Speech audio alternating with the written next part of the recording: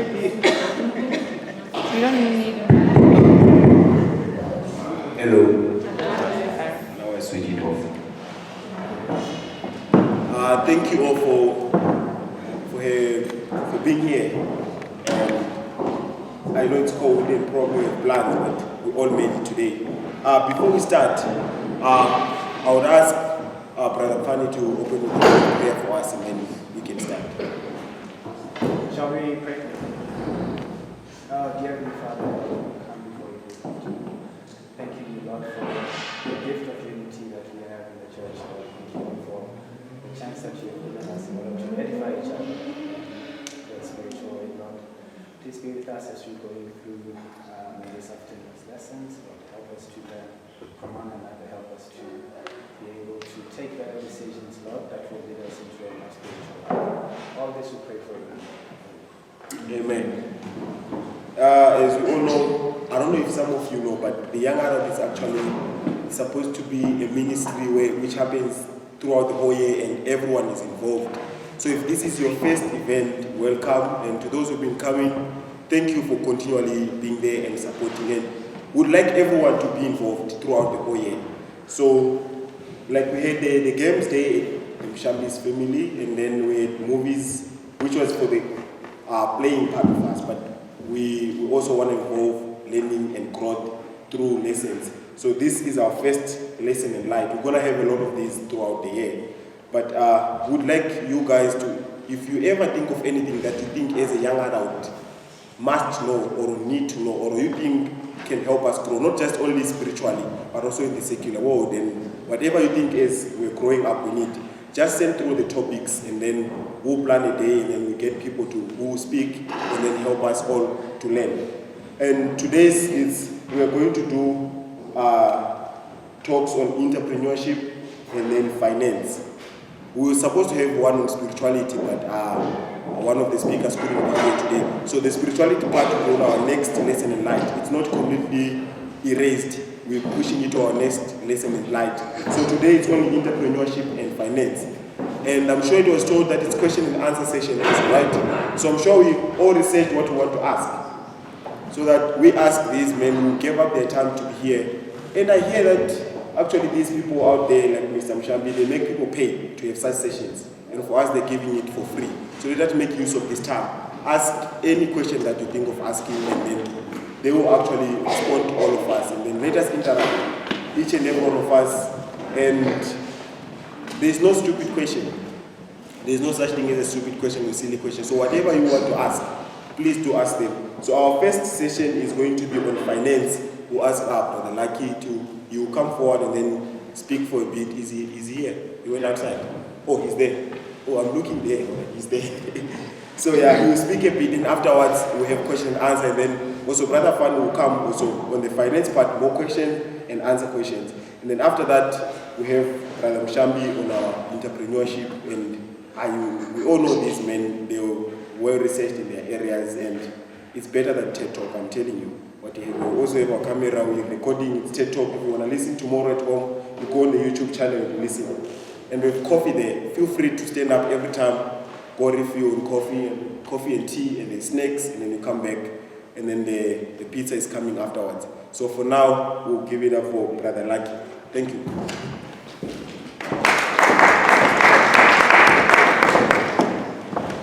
Good morning, good afternoon. When I was asked to come and talk on finance, I asked myself, what did these people see?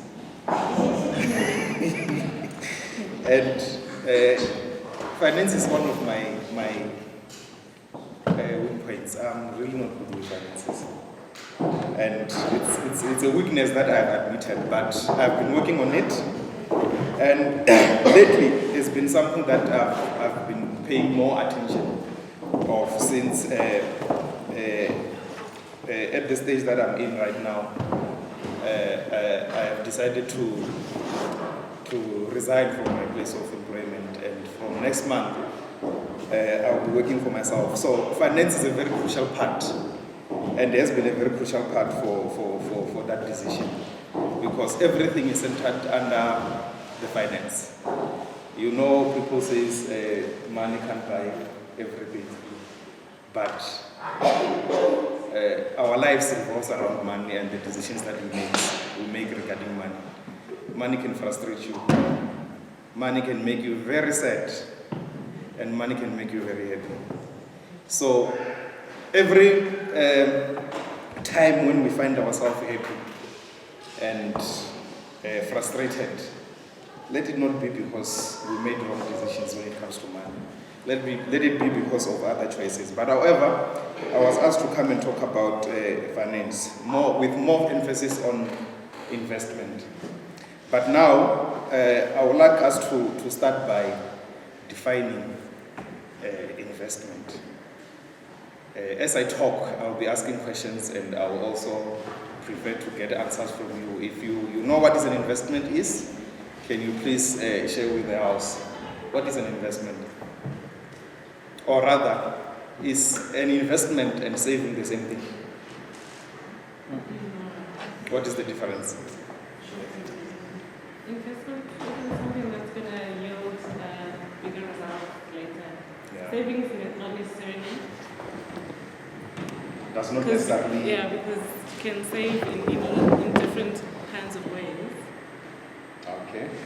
Wow, why is the camera doing this? Is this what's going to happen? Who else has a different answer?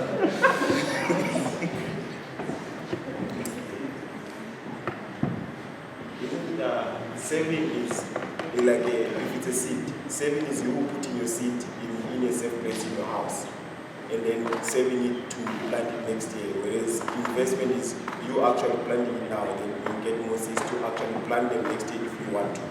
Yeah, perfect. That means investing means that you. Is this thing working? You can press it. Oh, okay. Do I need this? You can hear me now? No, you don't need it. Okay, fine. Investment, it's an action or process of investing money for profit. That means you have 100,000. You take that. It's not on.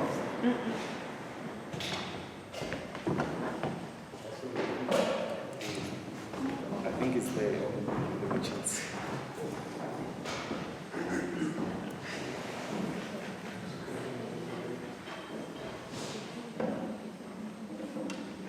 Okay, we'll be continuing. I will try to raise my voice.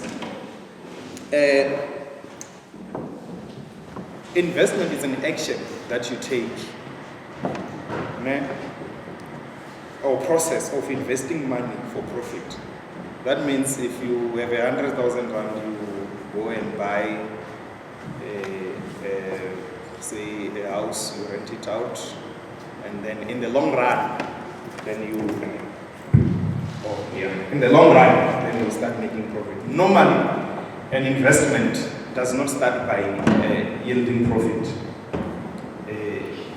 You will have to wait for some time before you actually start making profit, because this is how people measure profit.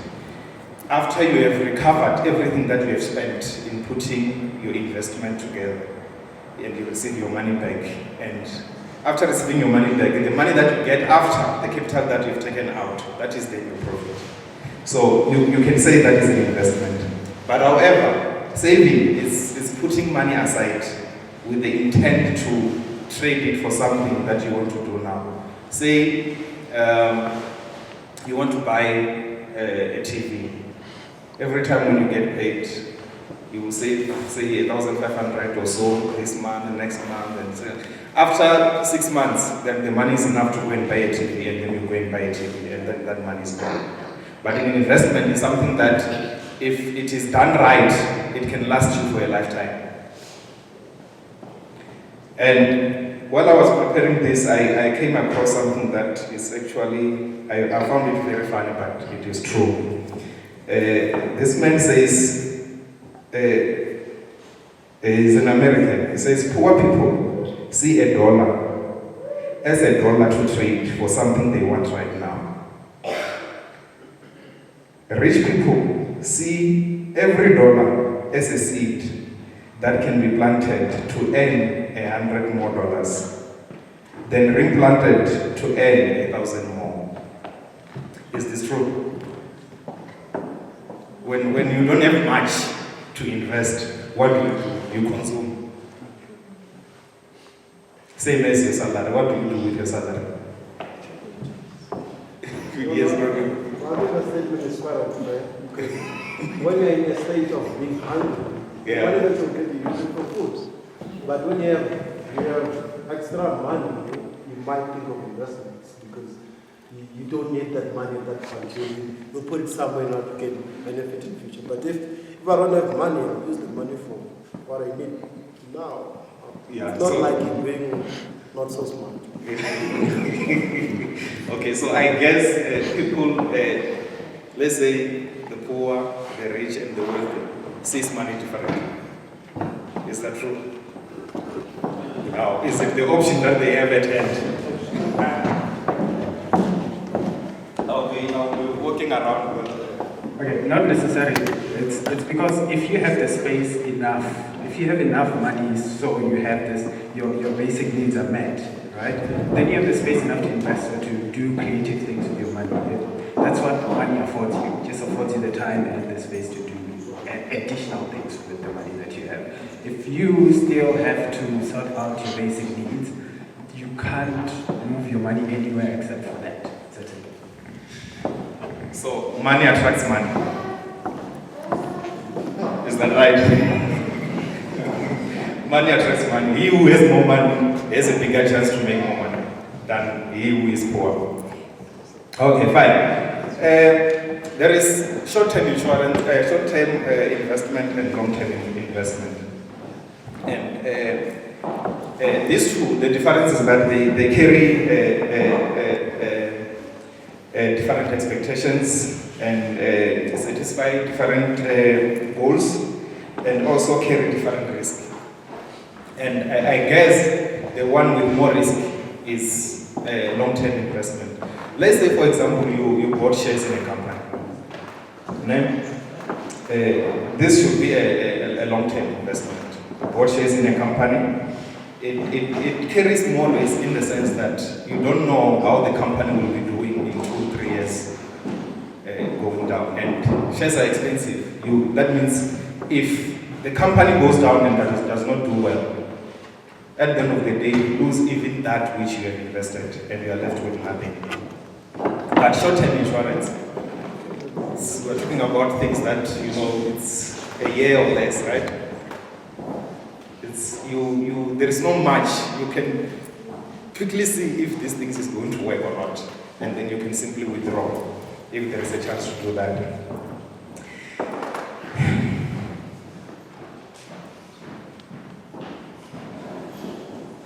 So I would also like to pose a question. Is a retirement annuity an investment or a saving? You are 30 years old, you are working, you have a salary, and then you are planning that when you retire, you want to have a certain portion of money that will come into your account. Be it 3 million or so, you pay a premium every month. You pay 1,200 every month. Is that an investment or a saving? Yeah, I think I just want to argue slightly different, to say there's not really a difference between a savings and an investment. The difference is just the time horizon that one is looking at, because if you look at a savings account, what we normally call savings account, it still attracts more money to you. So you are investing something. It's just a matter of when do you want the money and what kind of a risk are you prepared to take. Because when you go for shares and that kind of thing, you can lose your money. And I mean, even in the money market, you can still lose your money. If inflation goes haywire, you'll still lose your money. So I'd contend that saving is part of investing.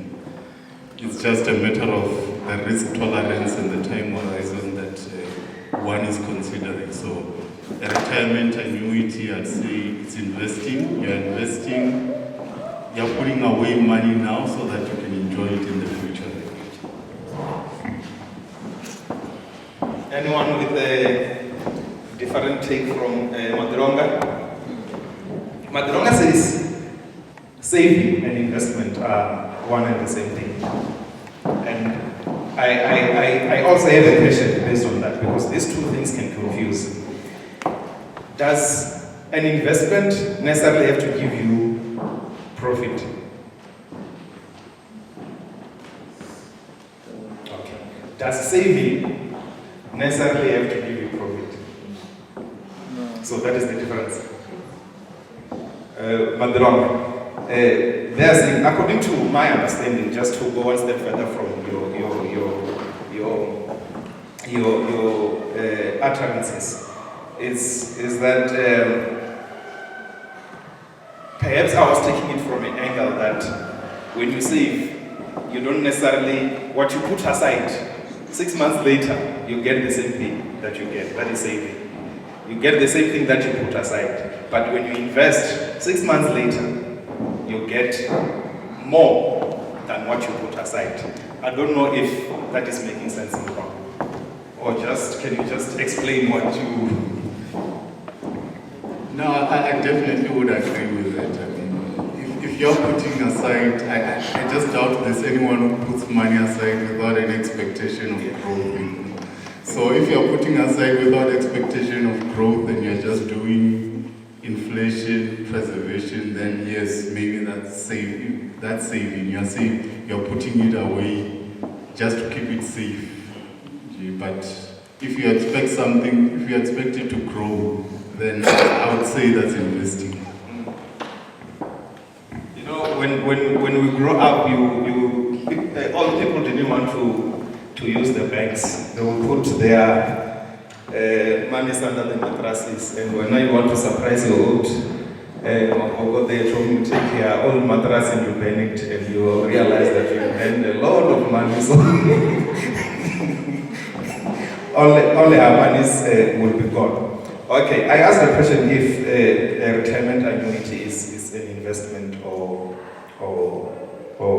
a saving. And the longer says it's an investment, of which I believe, because what you put in is not necessarily what you get out. Normally you get out more than what you put in. So there is profit in that, and a whole lot of it.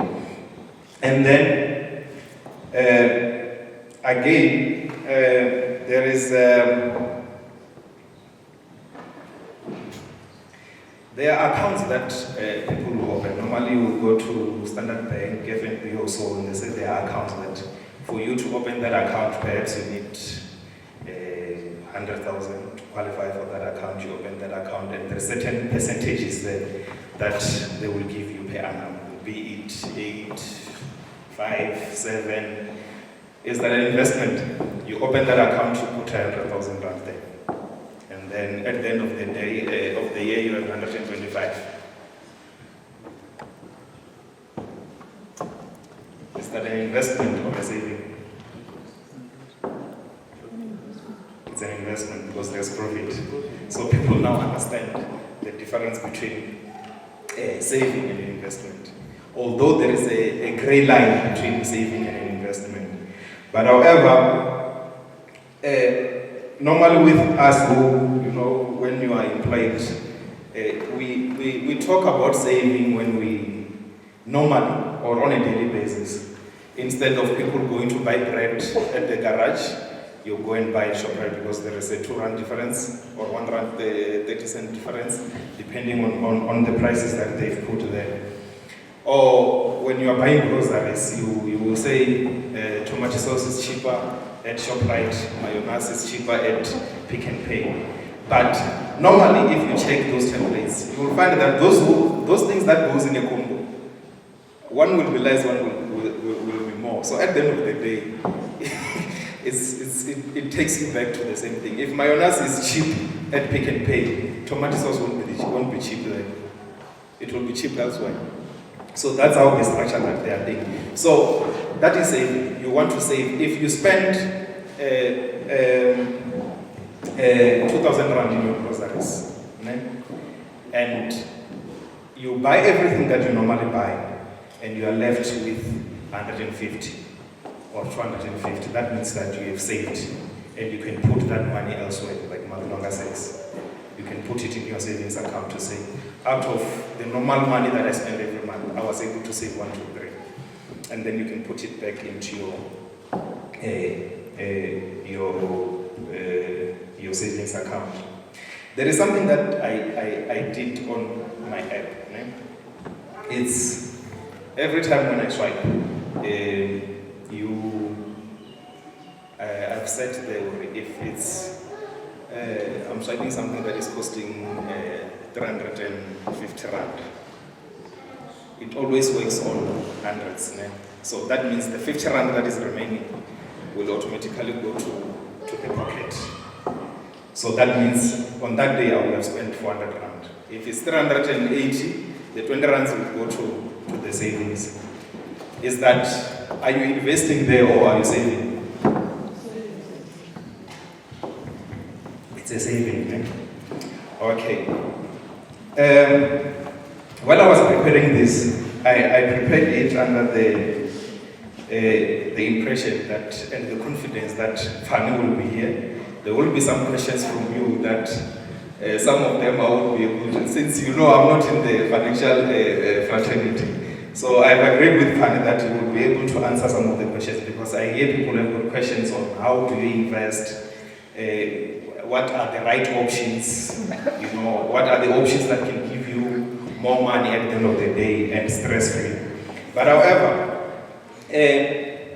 these things depends, sometimes it depends on you know.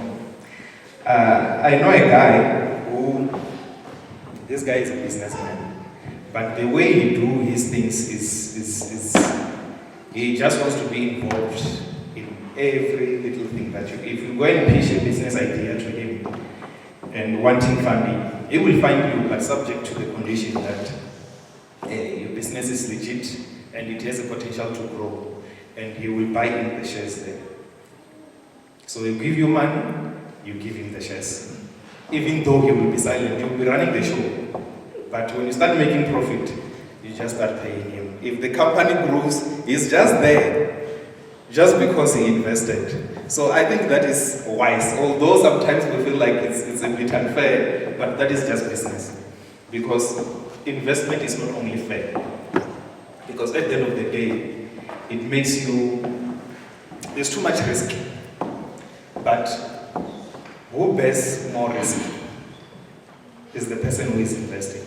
Because what happens is that when you put money into your bank, correct me if I'm wrong, Fanny, if you put 100,000 in your bank, the bank takes that money and they will give you a condition to say maybe you can access it within how many months or so. They take that money and give it away or invest it somewhere.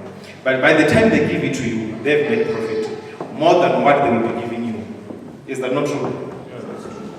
Yeah. So this investment language is not really fair to us who just want to start investing, because when you start small, that means that your outcome is also going to be small. Right?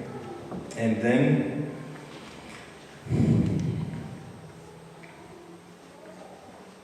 say you want to invest by buying, or perhaps let me say, sometimes investment involves spending less but maximizing profit. Say for example, you have a house that you are renting out. Instead of having a house that is plastered, that you will have to renovate maybe every year, repaint or do all those things, you can have a house that it's face brick.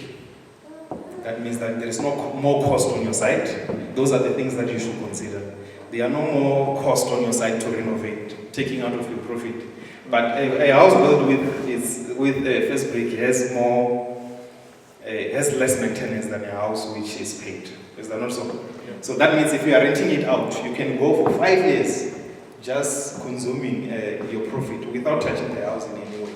Maybe concentrating on the interior.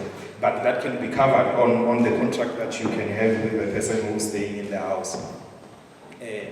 to say if there are so much damages that person can say. So these things needs people to pay attention when we do it. If you want to invest, then you must start thinking about the cost that is going to be on your side and investigate how you can save your capital and maximize your profit.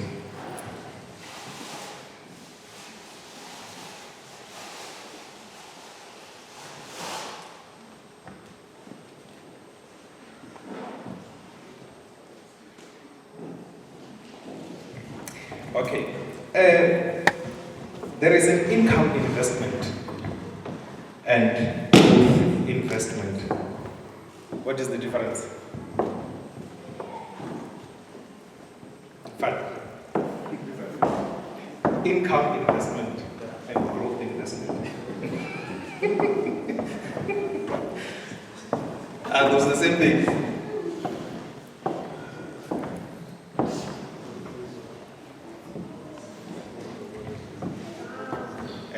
Madam Neshiringanes, what is the difference? I studied law, but I'm talking finance. Ms. Rosda, what is the difference? Growth investment, what do you think it is? There's no right answer, no? What do you think the difference is? Income investment is an investment based on your income, whatever that you receive on a monthly basis, because it's based on your income. And then the other one, growth investment, it's something that you invest today and it grows on a monthly basis. It's not always the same thing. So it differs on percentages. Either you invest in the bank or you invest in something, you buy something, so you know that it's going to accumulate some wealth in the long run. Okay, so according to my understanding, what she's saying is that growth investment is more in the lines of, say you have shares in a company and then it fluctuates. You know, this year it grows and the percentages grows up. And then sometimes it can also go down. So it's not really guaranteed that you'll be getting so much every time, but it is definitely growing. And then because you can buy a share for 10 rand and sell it for 150 rand later. So that is growth. Is there any question regarding what I've presented so far? And what I think that we must know is, my voice is, okay, what I think that we must consider, especially investing, we must be ready to lose. That you must put it here. Because the moment you are not ready to lose, I'm telling you, you're going to end up winning yourself. Because you're going to invest a lot of money, then it doesn't yield the amount that you were expecting at the end of the term. Or let's say I'm going to talk about construction world. A lot of people invest money on shares because the companies were doing well in 2009, 2010, 11. But now if you look at the shares of the construction company, they're like 89 cents. And that time when you invested, maybe there was a time it went to 150 rand. Then it means that if you are not ready, most people were not ready. I'm sure a lot of people are, and maybe they are by net care because of depression. It's like what happened to Spain off. Same thing, PPC, most of the companies are battling. And the moment it battles, then if you bought your share, then it means that what you invested, let's say you invested $1 million, right? Then now maybe sitting at what, 250 or even 50,000. We must be ready to say, I will lose this amount of money. That's why, I tell people when they do Bitcoin, you must be ready to lose that money. If you're not ready to lose that money, you're never going to make it. If you're investing 1,000 rand and you wake up in the morning, it's 20 cents, you must say, it's gone. Then life goes gone. But if you don't do that, you're never going to invest. You're going to go to the bank, they will give you 9.75 per annum, and you look at it on 100,000, it's about maybe 150 rand or 200 rand, and someone can invest 1,000 rand, can get maybe 2,000, this is 200% profit. We must be ready to lose money when we invest. But if you're not ready, then let's not even invest. Maybe let's put it on savings, then get 32-day notice whatsoever. I think that's what we must consider. So investing is not for the faint-hearted. Fanny, can you add on that? Okay, I think it's definitely true, right? But more than that, I think everybody needs to understand what you're investing in, right? Understand what the financial consequences of your investment mean. Usually I say, if you don't understand how they invest, how you're going to get your money back, if you don't understand how you get the additional money on that investment back, probably you shouldn't be investing in it because you don't understand what will fluctuate what you're going to invest in. So if you don't understand how the investment works, rather go for something you understand, because when something goes wrong, it's either you're able to predict it and make changes, or it's either you're able to take the loss or understand that this is how much I'm actually losing at this time. I'm sure this talk makes everyone feel like they're business people, right? Because when you talk when you talk investment, it's like a business language. Yeah, I think just to agree with Fanny and Faris, so one thing to understand is that investment is a science. It's not just a gamble, when you put money in, you have to understand what you are putting your money into. It's not just a matter of saying, I'm throwing it in there and then whatever comes out is fine. You have to sit down and actually analyze what is it that you're putting into. I mean, a classic example that one can give now is, everybody knows about all the Forex scams that are doing the rounds now. And a simple question that one can ask when somebody is telling you about Forex, you have to ask your question, what is being sold and bought in that state? Because I mean, even Forex is not like something that you just wake up and click a button and then you make money. It's a market. It's like you have to understand, if I'm saying I'm buying dollars, why am I buying it? What are the factors that will make me make money out of this? So you need to understand what you are putting your money into. If you don't understand, then you are simply just gambling, and you can wake up and all your money will be gone. You'll go and buy when things are expensive, and then prices will never grow, and you basically would have just lost your money, thrown your money into the water. Thank you. Yeah, perhaps now let me bring it home, because what we've been talking about seems like something so big that requires business people with a whole lot of money. You buy shares, you do that and that. So the majority of people who are here are employed. So let's bring it home. What are the options that we, people who are employed and living within the range of our salaries, what are the best things that we can invest in that can give us profit, and then we can actually see it growing on a daily basis? What are the options? What are the options, and what is it that we can consider? Okay, I'll start with the people who are starting to work, right? The best advice is to get property. If you can afford 300,000 flats, I'd advise you to get the flats. But you must check the area first. Because if you check in Pretoria, for example, you can get a flat for 300,000 and something like and then you can rent out that flat, renovate that flat, and then you can still get close to 8,000 rand. And the monthly is you can pay out the bond, and you still have the savings amount to fix whatever that you still have to fix if something happens in there. And then you can still continue with your life and buy another property as time goes on. That's how you can invest your money. But this Forex and what not, I wouldn't advise you guys to. Yeah, property is the way to go, because it accumulates, it doesn't depreciate. And the other part, let me stop there. I don't know. She did mention the fact that a very important fact that you need to check the area first. Okay, I'll continue on that. Not to disagree with Mr. Razeta, right? When you go to property investment, you must have capital. That's the most important thing. Don't go and bond. Okay, most of us young people, we are going to, we go to a bond with a property. Let's say for 300,000 rand. Most of the time, because someone tells you that if you buy a flat or a house in Cosmo, Tembisa, Soweto, whatsoever, you're going to make money.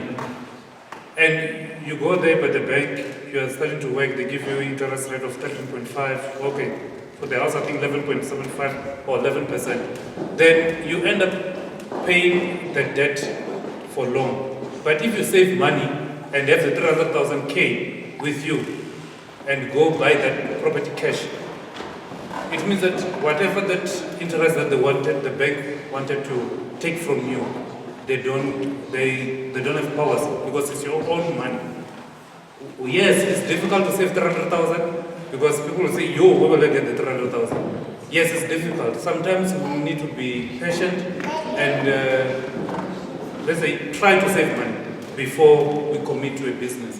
But if you can take that risk of taking a bond and say, okay, I'll pay this house in 2 years or 1 year, then yes, it's a good thing. But if you're gonna get a house, then the bond in you for 20 years, then you say, I'll pay that 1,500 for 20 years. Like, you're not doing any.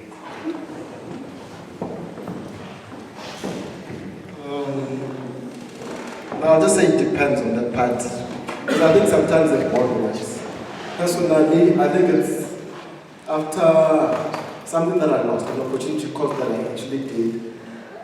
Because of not actually making the decision, it was the fact that since I started working to like my 5th year of working, I was paying rent every month. Rent literally every month. I could have literally gotten a bond and paid the same amount of bond to the same level of rent that I've been paying, and having an asset. So I'm not paying it for investment because the rent that I spent for that 5 years, it's just gone. I'm not getting anything out of it. But if I had bought a flat somewhere in Braamfontein, for instance, and I'm staying there and I'm paying a bond for 4,000, for instance, during my time, I mean, it was still very cheap back in the days. I could have been paying 3,500 to 4,000 a month. And by now, when I actually decide to move out of there, I could get somebody to stay in there and get 4,000 or probably get the same amount of money that I was paying for my bond. And then 10, 15 years later, I'm just 5 years to actually finish off the bond. And then when I start getting married after 20 years or after 15 years, I'm saying after 15 years of working, or after 20 years of working, you'll be getting a regular profit out of it. So you wouldn't have wasted money on rent. Because I think a lot of us young people waste money. I'll go and stay in Checo Creek, pay 7,500 every month, and don't use any of the facilities there. I don't use the swimming pool, I can't swim, I don't use the gym. I don't go to gym. All I do is I drive in and out every day, but I'm paying 7,500 every month, which could have been a bond on something that you could have used in future. No, not to disagree with but being able to pay rent does not necessarily mean that you can afford to buy that house or place. There are more costs associated with owning a property than just paying rent. If you're paying rent, you don't even know how much the rates are. And also another thing,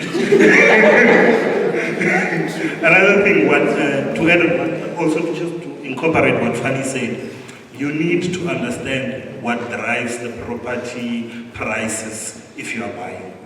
Else you go and buy in Berea barrier might be cheaper than what it is today in the next 10 years. Oh, gone. Oh, God, yes. Yeah, that is actually very true.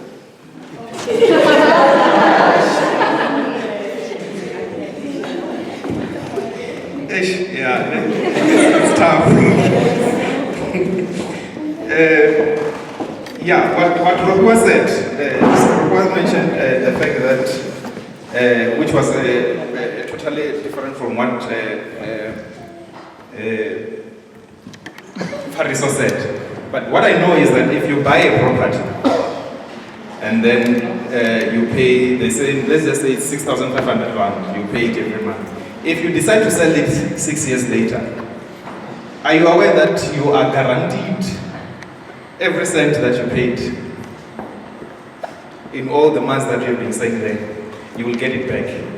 Because it's like you are literally putting that money aside. When you decide to sell, if the property, it's you're saying, Finish up.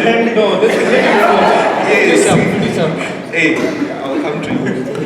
Yeah, of course, depending on, like she said when you see that, she said you must check the area. But however, it does not, property prices does not go down that fast. You know, we can talk about at least 2 years, 3 years or so, then you can see that property is really going down. And in that time, you are able to make a decision whether to sell or not. But what he says that you can buy a house today, considering what Fariso said, and then you have told yourself that you are going to pay for that house for the next 25 years. In the next 25 years, it can happen that when you resell that house, you can sell it for a lesser price than what you have paid. And actually, taking the inflation rate and the repo rate and all those things, it happens that you can buy a house for 750,000. And after 25 years, you could have paid something like 2 to 3 million rands. And you are not able to resell that house for that money. So for you, it will be a loss than a gain.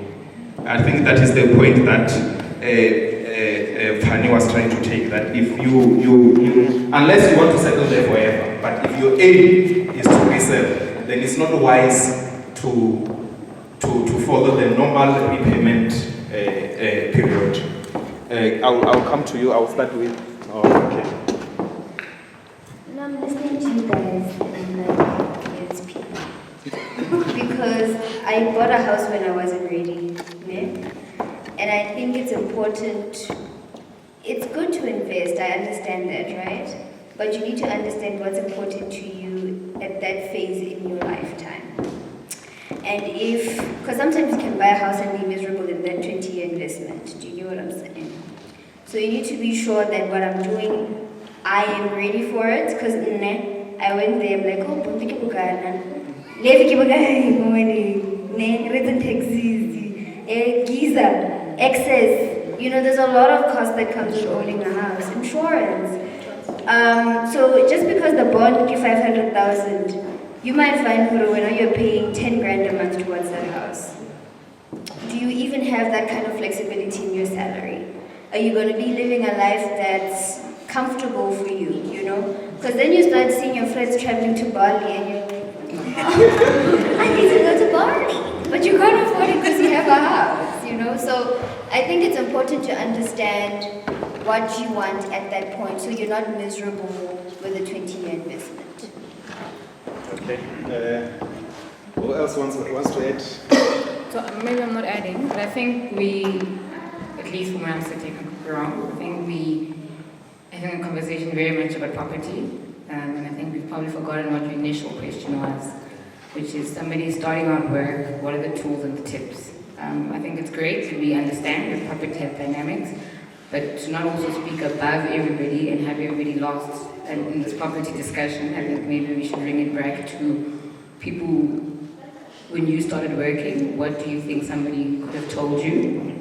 And obviously buying property as soon as possible is definitely the lesson, provided you've got the money and the capacity. But there's a lot of other practical lessons that I think there's people who are working here that I think maybe let's talk more around that as well. So I think for me, I still think I probably did buy a house late, and I do agree that when you can buy it early, it's possible. But I think learning to save early was something that I learned much later. And at the time I learned it, I had too many expenses to start saving. The best thing about your first salary is you have no expenses. So that's probably the best month to be able to start saving. Because before you know it, you have a self-employed contract, before you know it, you have a car installment, before you know it, and then it gets harder. So the best day to start saving is today. Yeah, I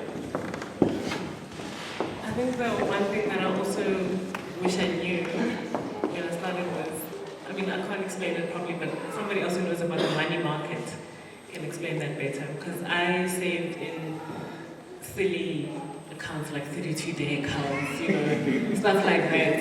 That's what I knew, and that's what I saved in.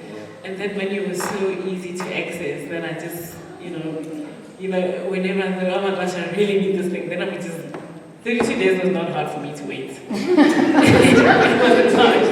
I was like, I can wait 32 days, and then I would still spend, that money. So I wish I knew about things like the money market and those kinds of investments. So can you explain those ones, please?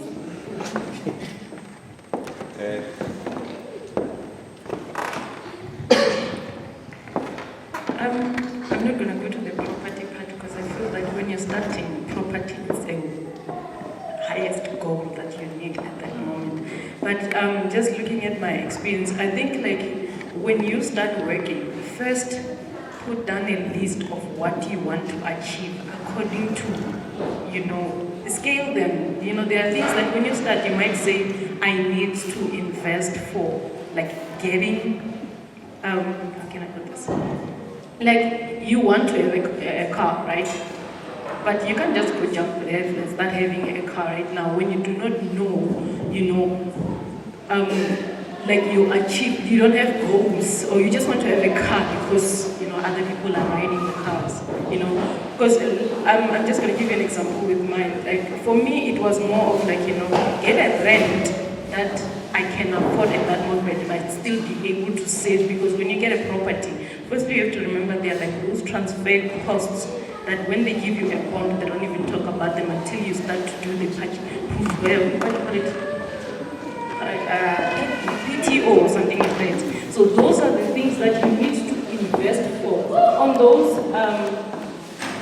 yes, use your 32-day notice to save for those. 32-day notice just give you that space that we want to see those goods, we want to use them. Now because you have money, you want to, buy them. But 32-day notice give you a chance not to tap into that account.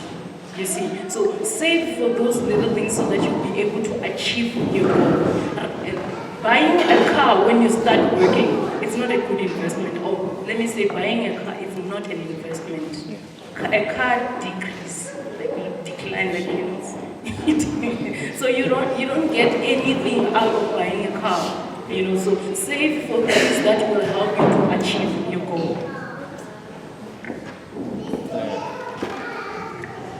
Yeah, I think she was right when she said, I think maybe it was because, property is the most ultimate thing that people can talk about and spend money on, because almost each and every one of us here came out of a house.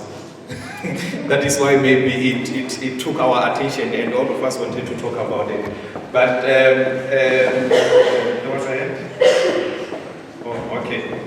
Probably everyone wants to talk about that. And she also mentioned a fact that I think it has been a mistake for most of the people that I know when she mentioned the issue of a car.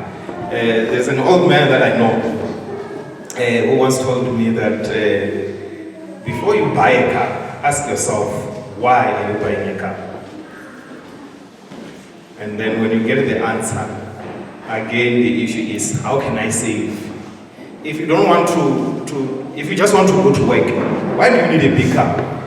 You just want to get yourself to work, you don't like public transport, you don't have to if you ask yourself those questions, that one question, that why do you need a car, then you will find a reason and a good car to buy to fit for the reason why you need to buy that car.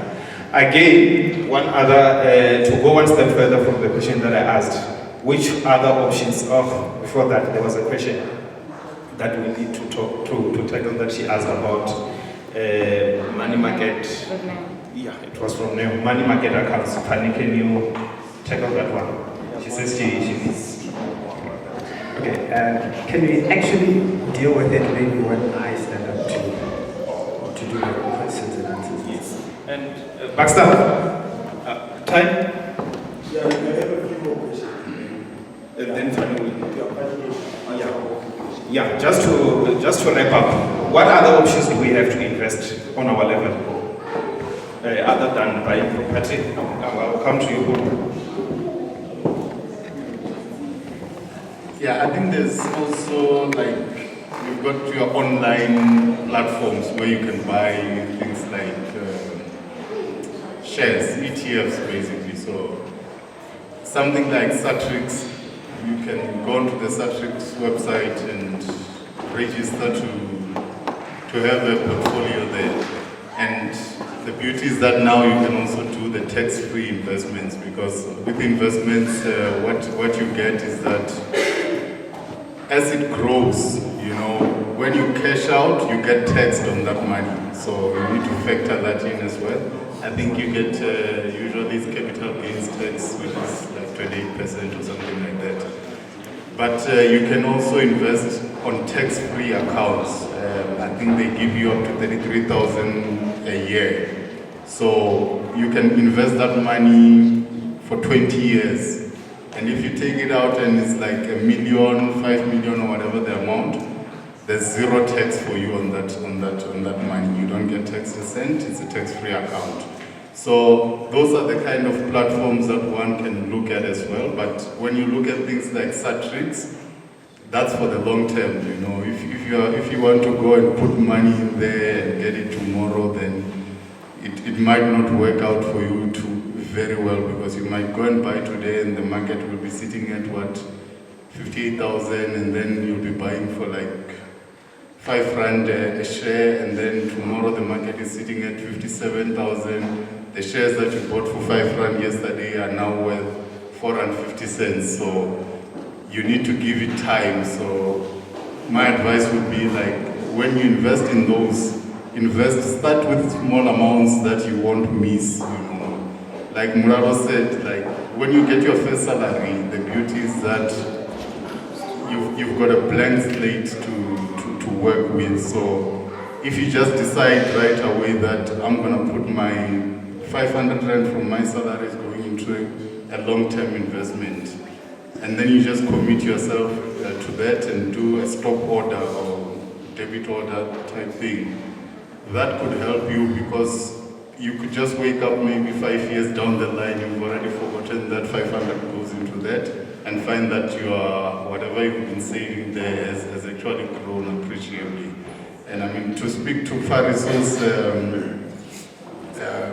point about losing it all and all that, if you look at something like Satrix, when they started around mid-2000s, I think, somebody was saying that if you had invested in Satrix, say in 2008, by today you would have doubled your money. Satrix has actually doubled from 2008 to date. So it's those kind of things. If you think about it, it's only 10 years, so it's not that long.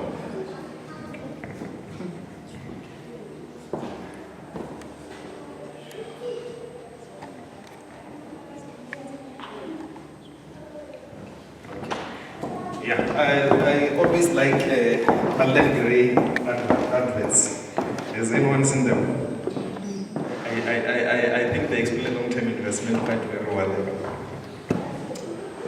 Just to add on what everyone has said, when it comes to money, you should learn to be patient. Don't rush into things. That's something that I advise people. If you see something that you really, really want, you must ask yourself, do you really want that thing? Wait for it. Don't just open credit cards just to spend money that you don't have. That's something I would advise people, to be patient when it comes to money.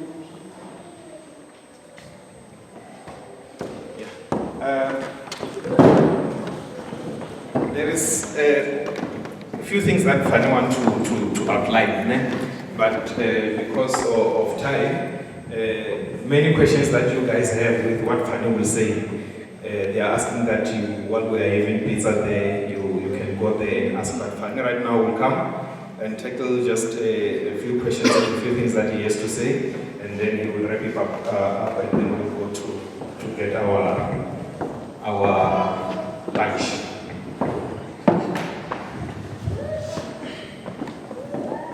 All right, hi guys. Okay, I think I'm actually going to make it a little bit simpler in that I need a whole lot of questions so we can go into that, right? And I know let's keep it within the theme of if I am actually going to work for the first time, what advice would you have for me, right? Because I think that's quite important for especially the youth that are here, but at the same time, even the lessons that you learned during that time would be quite applicable to, right now and how you can actually get to a better financial position, right? But I'd like to put in a quick disclaimer, two disclaimers actually. Firstly, it's that there is no such a thing as a wrong or a right financial decision. It doesn't exist. For example, for some people, buying property early was a very good decision that they actually own property currently. One of the best decisions that I have ever done in my life was rent for 6 years, pretty much, because it afforded me the freedom to do what I needed to do at the time. It fitted perfectly with my lifestyle. It's just that within that, if you know that you are going to rent for 6 years, what are the things that you can actually do in order to help yourself during that period?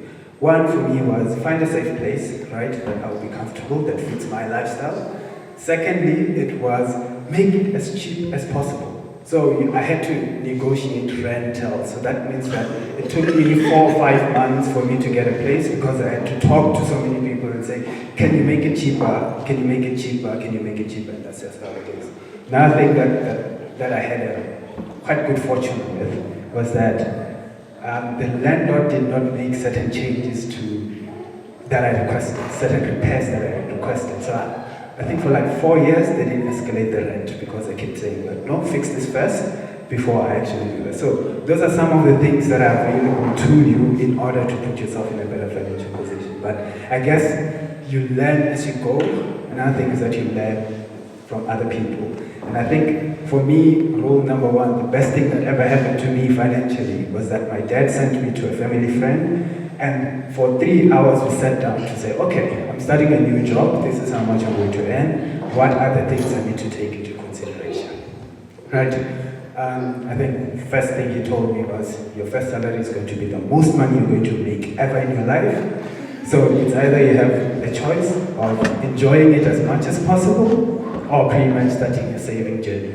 And both are not incorrect. There's nothing wrong with actually choosing whatever it is. Because in essence, if you choose the saving route, then going forward, you're going to get into your normal monthly, amount of money. Then you actually didn't enjoy it. So you have to kind of strike a balance between what you want and how much you're going to earn, right? So I'm going to take it to the floor. I've noted Nell's question, but it's just that I just need more questions, especially on that specific thing, the different types of investments. And how I'm actually going to answer that is I'm going to answer that by saying what are the financial consequences and maybe probably answering what those investments are so you maybe understand what the financial consequences for it are. Because I can't say that's a right investment or that's a wrong investment. And another thing that Norbini actually just reminded me of right now is that please note that there are people called financial advisors who are there in order to help you understand the financial consequences of each decision that you're going to take. Buy a house, rent a house, how it fits into your lifestyle, the money market investment versus unit trust versus, shares versus Bitcoin versus this. They are there to make you understand everything. So you guys can actually pay somebody like $100 a month in order to pick their brain on these things and actually take really well-informed decisions, not right or wrong decisions, but well-informed decisions. Cool? Happy? Alright, cool. Right, pizza is available at the back. Yeah, we just need questions. So let's build on the questions, and then take it from there.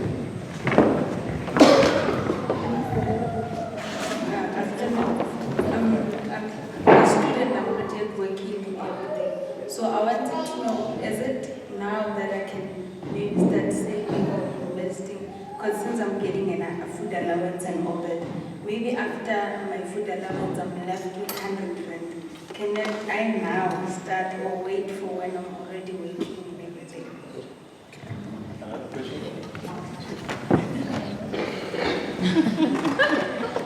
So I'm not sure whether someone asked this question yet, but with what she's saying, what is the best investment for someone who just started out or someone who's young?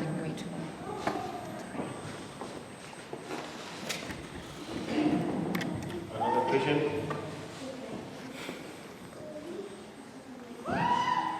Final question is here. Okay, cool. Okay. Let's answer this. Okay, so Oh, now. you answered now. I'd really love it if there's more questions, because some of the questions will be related and we can actually answer them intertwined. So, yeah, guys, ask anything. Anything relating to finances, debt, everything. What would you say is the best budgeting tool that you come across?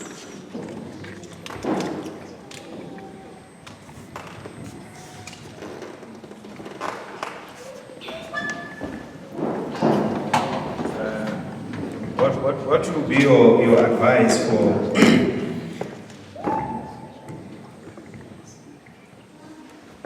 what would be your advice for maybe, say for example, for a person who have been employed and make mistakes of making the wrong decisions financially to recover? Say maybe they bought a car that they did not need, they bought a house that they did not need, they have so many, they've got loans that they are struggling with. What will be the best advice for them to recover from that? Is there a way of finding out actually the percentage that they say is interest is actually interest, or some of it is actually inflation, whereas I'll be counting all of it as interest, whereas maybe some of it is just covering inflation. At the end, I wouldn't have made interest, they just gave me my money with the value of 5 years to come, or the way of calculating those percentages, which really is profit, which one is inflation. Yeah, it's not a question, it's I think it's advice, especially on financial advisors. Okay, as young as we are and we are starting to work, we are so stubborn. We are so stubborn. And okay, I'm talking from experience. I've saved a lot of money when I started working. I saved like, I think I was out of the country for almost a year. I saved a lot of money. But when a financial advisor was giving me advice on cars and houses and whatsoever, then I told the financial advisor that you don't know my money as I know it. That's why I'm saying, let's save money and let's not be stubborn. Ask for help and listen to people when they give you advice. If you don't, yeah, you know. Any more questions?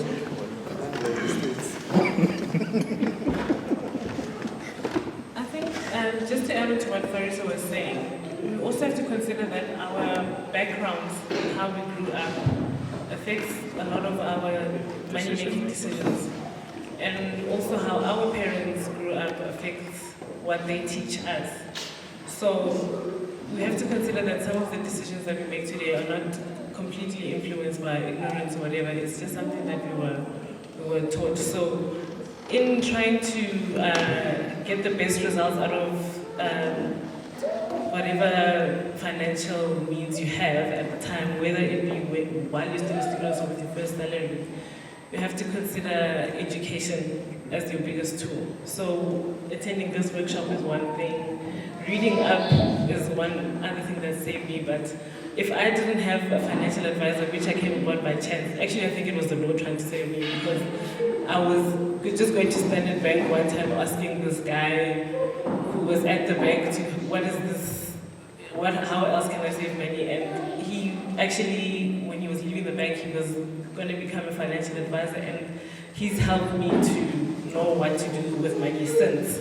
So if I didn't have that guy to actually trust and whatever, I would have made worse decisions. So how we grew up, guys, it has a big effect on how our parents grew up. And some of us, we do have parents who came from poverty, so and that affected how they think about money. So we have to consider that we are not down or whatever. It's just how we were raised. So educating ourselves is an investment. Let's have questions. Are there any questions?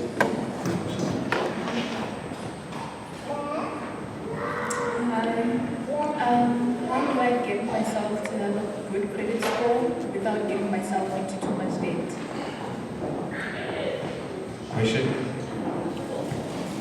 So I don't know if I'm correct in saying this, but I keep hearing that you have to get into debt to get a better credit score. I'm just trying to understand why that is. Questions? Questions? No more questions? Okay, cool. Then we'll grab pizza and then we'll come back and then he will answer our questions. Okay, one last question. No, he's with you. He just said. Can also just talk about the importance of probably us taking funeral cover and life covers and everything, because you find that probably someone is they're working for 15 years, but they don't have a funeral cover, for example. One last question.